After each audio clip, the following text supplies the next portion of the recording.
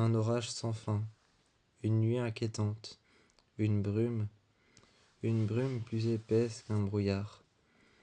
Une brume plus épaisse qu'un brouillard, une brume plus épaisse que n'importe quoi d'autre. Un brouillard tout autour de Briarcliff. Un brouillard tout autour de Briarcliff, plus épais que de la vapeur d'eau qu'on pouvait remarquer dans les douches de Briarcliff. Tout autour de l'asile de fous, de l'asile de Briarcliff. Sir Jude regardait dehors. Une nuit sans fin, une nuit éternelle, était en train de joncher les murs. Une nuit sans fin était en train de joncher les murs. Elle entendait des bruits, comme si cette nuit sans fin était en train de s'agripper au mur. Comme si cette nuit sans fin agrippait Briarcliff. Comme si cette nuit sans fin agrippait Briarcliff, les murs de Briarcliff. Comme si elle l'agrippait de mille et une cauchemars. De mille et un cauchemars, de mille et un souvenirs. Comme si cette nuit sans fin s'agrippait, et qu'elle faisait remonter à la surface plusieurs traumatismes. Cette nuit-là, Sir Jude rassembla alors tous les fous à l'intérieur de Briarcliff, dans la salle de jour, comme tous les jours, comme toutes les nuits. Dans la salle de jour, il y avait cette musique qui tournait en boucle. On entendait cette musique de Sir Sourire qui tournait en boucle. On entendait cette chanson. Dominique, Nique s'en allait tout simplement, routier, pauvre et chantant. Alors que cette musique tournait en boucle encore et encore, on pouvait entendre certains fous se frapper la tête contre les murs, essayant de faire sortir les idées noires, essayant de faire sortir de pures idées jadis qu'ils avaient. Alors que la musique tournait encore et encore, elle était en cours sur un vinyle qui tournait.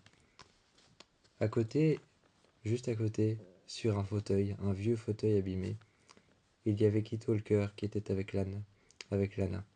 Lana Winters lui parlait, et Kit Walker reprit alors les notes qu'elle avait prises sur Briarcliff, sur ce qu'il se passait réellement à l'intérieur, depuis qu'elle avait été enfermée. Il lui avait dit que si Sir Jude ne voulait pas mettre la main dessus, et qu'elle ne voulait pas finir au fouet, qu'elle ne voulait pas finir au piquet, qu'elle ne voulait pas finir fouettée jusqu'au sang, voire même fouettée jusqu'à la mort par Sir Jude dans son bureau, avec son arsenal de fouets qu'elle avait, et qu'elle gardait précieusement pour les fous qui avaient fait une bêtise. Ce soir-là, ils sont sortis le jour de la tempête. Ce soir-là, ils sont sortis le soir de la tempête, alors que la pluie griffait les vitres, alors que le vent et les nuages s'agrippaient au mur, faisant ressortir d'idées jadis qui se terraient à l'intérieur de la tête des détenus. Quand ils sont sortis, Lana Winters a cru apercevoir avec Kit Walker, Lana Winters a pu apercevoir dehors deux yeux blancs très lumineux. Deux yeux blancs très lumineux qu'elle a pu apercevoir dehors. Elle a pu apercevoir des seaux de viande pourrie et avariée. Ça sentait l'odeur de viande pourrie et avariée, l'odeur de cadavre. Quand un seau est tombé à ses pieds, du sang s'est écoulé le long de ses pieds et de ses chaussures. Elle est rentrée à Briarcliff. Sir Jude a pu suivre les traces de ses pas jusqu'à sa chambre. Quand elle lui a demandé plusieurs fois s'il était sorti, Lana a nié avoir vu ce qu'elle avait vu. Mais elle avait bel et bien vu un monstre à trois pattes. Ses mains avaient été sectionnées, et il marchait sur des moignons. Sa peau était brûlée, couverte de sang. Il avait des petits yeux blancs et d'énormes griffes, d'énormes crocs, comme si ses dents étaient encore humaines, mais avaient été coupées pour pouvoir être plus tranchantes. Il la regardait avec sa bouche un peu déformée, ses lèvres qui étaient scarifiées, plein de coupures sur les lèvres et sur le visage, sa tête qui était un peu penchée sur le côté, et quand il marchait avec ses trois pattes, on pouvait voir son torse penché de gauche à droite. Il hurlait et criait, il essayait de parler, les mots ne ressemblaient pas à grand-chose. Quand elle a expliqué ça à Sir Jude l'a emmené dans son bureau et lui a demandé pourquoi est-ce qu'il était sorti. Lana avait un prétexte, elle avait dit qu'elle était sortie pour se renseigner. Le soir de la tempête, lui a-t-elle dit Sir Jude. Elle avait dit, oui, le soir de la tempête. Je voulais voir ce qui se passait dehors. Les idées jadis des fous comme les idées jadis des détenus commencent à remonter. Je vois que vous aussi vous l'avez remarqué. Vous êtes de plus en plus sévère avec Kit, et vous êtes de plus en plus sévère avec Grace et avec moi, d'autant avec les autres détenus. À un moment, la soirée cinéma qui avait été organisée avait été arrêtée. Sœur Marie-Eunice était arrivée, demandant à tous les détenus, à Lana, et aussi à Kit, Walker de rejoindre sa chambre, sa cellule. Alors que sœur Marie-Eunice avec le sourire aux lèvres toujours, fermait les portes une à une, elle distribua alors à Lana une Bible supplémentaire. Sœur Jude passa après. Sœur Jude passa après dans chaque chambre, distribuait un crucifix qu'elle accrocha au mur. Elle regardait alors les détenus accrocher ce crucifix. Certains détenus avaient envie de le détacher, mais elle les enchaînait au sol. Elle accrochait un crucifix, le temps de la tempête. Elle avait pris cette décision et leur donnait une Bible qu'elle déposait soigneusement sur leur lit. Ensuite, certains fous étaient bordés à leur lit par sœur Marie-Eunice, et elle leur lisait un passage de la Bible, un verset, écrit par Saint Jean. Elle s'asseyait sur le bord du lit, regardait les prisonniers de l'asile de fous. Elle leur lisait un passage écrit par Saint Jean, dans le Nouveau Testament ou l'Ancien Testament. Elle leur lisait, elle leur faisait la lecture, et une fois qu'elle avait fait ça dans toutes les chambres, elle était rentrée. Une fois qu'elle était arrivée dans le bureau de sœur Jude pour pouvoir lui dire qu'elle avait distribué les crucifix, qu'elle avait lu le passage de Saint Jean au verset du Nouveau Testament. Elle est arrivée et a regardé sœur Jude, effondrée par terre. Des secrets étaient remontés. Elle lui expliquait qu'elle avait vu une faute qu'elle avait fait autrefois, une faute qu'elle avait commise jadis. Et elle avait vu cette faute réapparaître dans son école, dans son local. Elle avait vu cette faute réapparaître. Sœur Marie-Eunice lui avait demandé ce que c'était. En lui demandant ce que c'était, sœur Marie-Eunice, avec les yeux du démon, se tournèrent vers la croix. La croix tombèrent, elles s'enflammèrent vers le sol, et le crucifix disparut à travers les cendres de bois.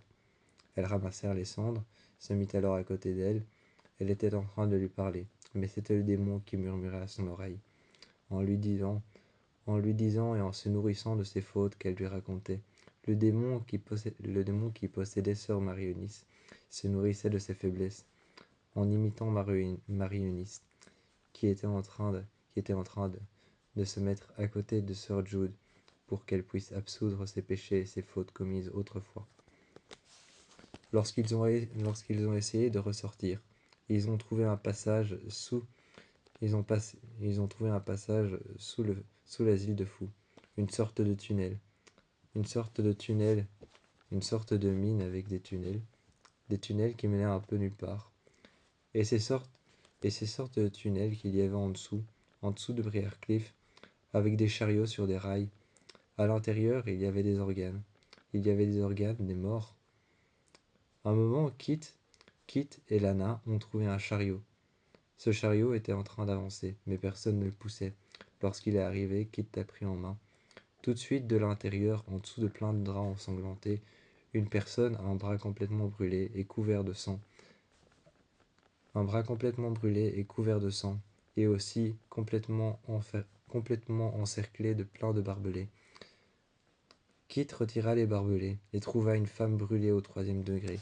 Ses cheveux avaient brûlé, son crâne avait brûlé, ses yeux étaient blancs comme des billes. Elle devait être aveugle et ne voyait plus rien. Elle était peut-être prête à être jetée dehors parmi les monstres et parmi les créatures de la nuit. Alors que l'orage ne se finissait pas, on les a retrouvés dans ces endroits, et sœur Jude les a ramenés dans son bureau. Elle les a alors mis sur la table, levant alors les vêtements de Lana et levant les vêtements de l'asile psychiatrique de Kit. Elles les frappèrent jusqu'au sang avec son fouet, rangèrent son fouet pas nettoyé, avec quelques gouttes de sang au bout. Elles regardèrent ensuite Kit Walker et elles regardèrent Lana, en leur disant de regagner leur chambre. Ce soir-là, ils essayèrent de dormir.